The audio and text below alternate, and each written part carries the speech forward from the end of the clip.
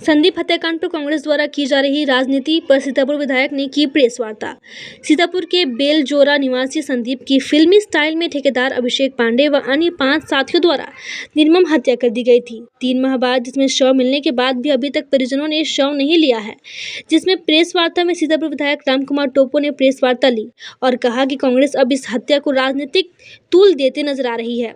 जिसमें कांग्रेस के द्वारा कहा गया कि अगर सर्व आदिवासी समाज चाहे तो पुनः आंदोलन में पूर्ण समर्थन कांग्रेस द्वारा दिया जाएगा। जिसको लेकर सीतापुर विधायक ने कहा, इस हत्या के लिए जो जिम्मेदार व्यक्ति है उनको सख्त से सख्त सजा मिलेगी। अभी तक 5 आरोपियों को पकड़ लिया गया है। अभिषेक पांडे को भी जल्दी गिरफ्तार किया जाएगा।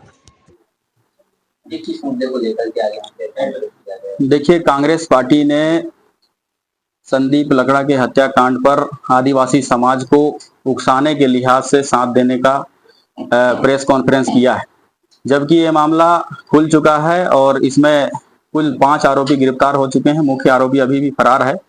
पुलिस पूर्ण मशक्कत के साथ उसे पकड़ने में लगी है, लेकिन कांग्रेस पार्टी यहाँ अपनी राजनीतिक रोटी सेकने के लिए आज समाज को उकसा रही है कि आंदोलन करें, कि ये बिल्कुल गलत है, ये निराधार है। और साथ ही साथ ये विष्णुदेव साय जी की सरकार है, जिसमें पूर्ण रूप से हम पीड़ित पक्ष के साथ खड़े हैं। सरकार भी खड़ी है और इसी को जीता जाता देखा ये जा सकता है कि केवल आरोपियों को पकड़ने का ही काम नहीं, उनके संपत्ति के ब्यौरे से लेकर उनके टेंडरों को निरस्त करने का भी कार्य किया गया है, जो कि एक बहुत बड़ा कठोर कार्रवाई कहा जा सकता है।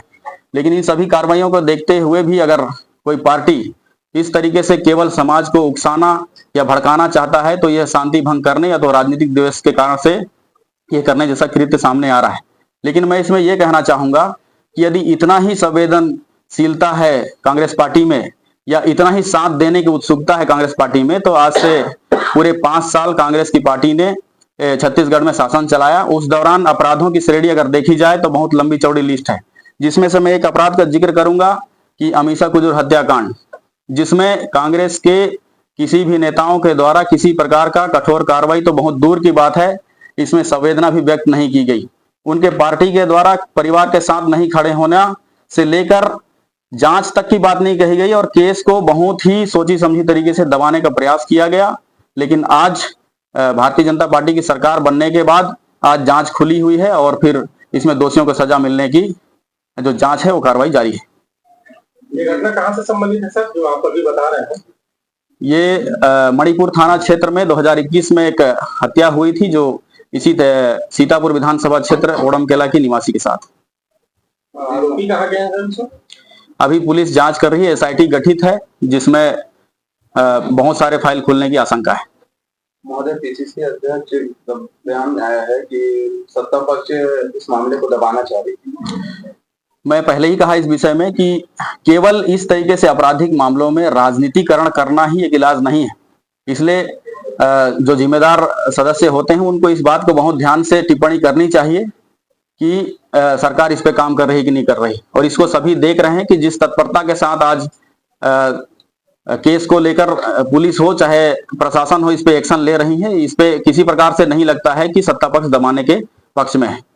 महोदय, परिजन लाश अभी तक नहीं है, इसके पीछे वजह क्या है? परिजन ने समाज के धरना के सामने में एक कमिटमेंट किया था कुछ मांगों को लेकर, जिस मांगों को शासन द्वारा माननीय मुख्यमंत्री जी के पास समक्ष रखा गया है। इस पर निर्णय और फिर जो आरोपी को गिरफ्तार मुख्य आरोपी करने की बात रखी गई थी, तो उस पर भी पूरी ताकत के साथ पुलिस लगी हुई है। आप चाहेंगे कि परिजन शव का अंतिम संस्कार करें?